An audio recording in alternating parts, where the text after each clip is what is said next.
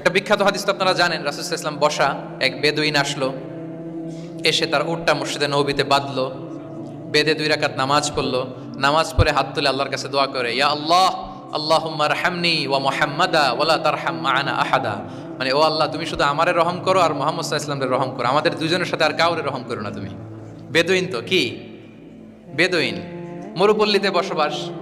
আদাবুদ দোয়া, the etiquettes of দোয়া, দোয়ার যে একটা আদব আছে, অন্যের জন্য দোয়া করলে যেটা নিজের লাভ, এগুলো তো জানে না। আল্লাহ তুমি আমারে মাফ করো, মুহাম্মদ সাল্লাল্লাহু আলাইহি ওয়াসাল্লামকে মাফ করো, আমাদের ছাড়া আর কাউরে মাফ করো না, কাউরে রহম করো না।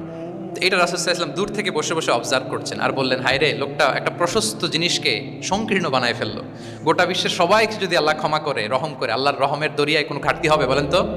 হবে? প্রশস্ত বিষয়কে সে সংকীর্ণ করে ফেললো। এরপর কতটা সে বেদুইন কি প্রকৃতির ছিল দেখেন, দোয়া টোয়া শেষে মসজিদে নবীর মাঝখানে বসে পেশাব করা আরম্ভ করছে। বিখ্যাত হাদিস জানেন, সবাই মারতে গেল, রাসূল ইসলাম থামালেন, বললেন পানি ঢেলে দাও, আর তাকে ডেকে বললেন, দেখো তুমি যে এখানে এই কাজটা করলা, প্রস্রাব করলা, এটা আমাদের এই মদিনার কমিউনিটির ইবাদতগাহ, এখানে এই কমিউনিটির লোকেরা নামাজ পড়ে, আল্লাহর জিকির করে, আল্লাহর কিতাব তেলাওয়াত করে, এটা কি ঠিক হলো তোমার? সে তো লজ্জায় অনুতপ্ত হয়ে কাচুমাচু। তাহলে এই যে অবজারভেশন করতেন এবং কারেকশন করতেন।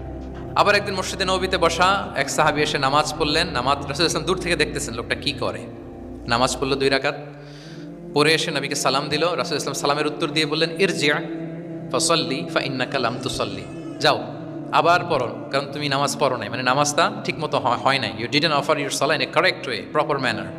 ওই সাহাবী যে আবার 2 রাকাত পরে আসলেন, রাসূল ইসলাম একই কথা বললেন, ইরজি' সাল্লি ফাইন্নাকা লাম তুসাল্লি, হয়নি নামাজ, আবার পড়ো। আবার পরে আসলেন, আবারও একই কথা। এখন 3 বার পড়ার পরেও যখন হয় না, বেচারা ভাবলেন আবার যে বললে তো একই হবে, আমি তো এটাই জানি। তিনি বললেন, মা উহসিনু গায়রাহ, ইয়া রাসূল, এর চেয়ে ভালো আমি আর পারি না, ফাআল্লিমনি ইয়া রাসূলুল্লাহ, হে নবী আমাকে একটু শিখিয়ে দেন কিভাবে পড়ব। রাসূল সাল্লাল্লাহু আলাইহি ওয়াসাল্লাম বললেন, যখন নামাজে দাঁড়াবে, আল্লাহু আকবার বলে দাঁড়াবে, এরপর কোরআন থেকে যা সহজ লাগে পড়বে, তাড়াহুড়ো করবে না। কি করবে না? সবাই বলেন, কি করবে না? নামাজে কোনো তাড়াহুড়ো নাই, no rushing in salah, no hastiness in salah. নামাজে আমরা খুব তাড়াহুড়ো করি, এটা নামাজের যে প্রাণ, সালাতের প্রাণকে, রূহকে নষ্ট করে দেয়। যখন রুকুতে যাবে, স্ট্রেইট ফরওয়ার্ড রুকু করবে, হাত্তা তাতমাইন্না রাকিআন। রাসূল সাল্লাল্লাহু আলাইহি ওয়াসাল্লামের রুকুর পিঠটা ছিল একেবারে স্ট্রেইট, এই টেবিলটা যেরকম স্ট্রেইট, এরকম স্ট্রেইট। লাউ সাব্বা আলাইহিল মা লাস্তাকার, পানি ভর্তি একটা বোতল যদি রাসূল সাল্লাল্লাহু আলাইহি ওয়াসাল্লামের রুকু দেয়া পিঠের উপর রাখতো, পানিটাও পড়তো না, বোতলটাও পড়তো না, স্ট্রেইট। এরকম উদাহরণ দিয়ে সাহাবারা বলতেন যে এত স্ট্রেইট রুকুর পিঠ যে পানি ভর্তি গ্লাস রাখলে পানিটাও কাঁপবে না, বোতলটাও পড়বে না। রাসূল সাল্লাল্লাহু আলাইহি ওয়াসাল্লাম বলতেন, সবচেয়ে বড় চোর যারা নামাজে চুরি করে। সাহাবারা বললেন, এটা আবার কিভাবে? তিনি বললেন, লা ইউতিম্মু রুকুআহু ওয়া সুজুদাহ, তারা নামাজের চোর যারা রুকু সেজদা ঠিকমতো করে না। তো বললেন যে রুকু থেকে আবার স্ট্রেট হয়ে দাঁড়াবে, যখন সিজদায় যাবে ইতমিনানের সাথে, উইথ রিল্যাক্সেশন। নামাজের মধ্যে কি থাকবে?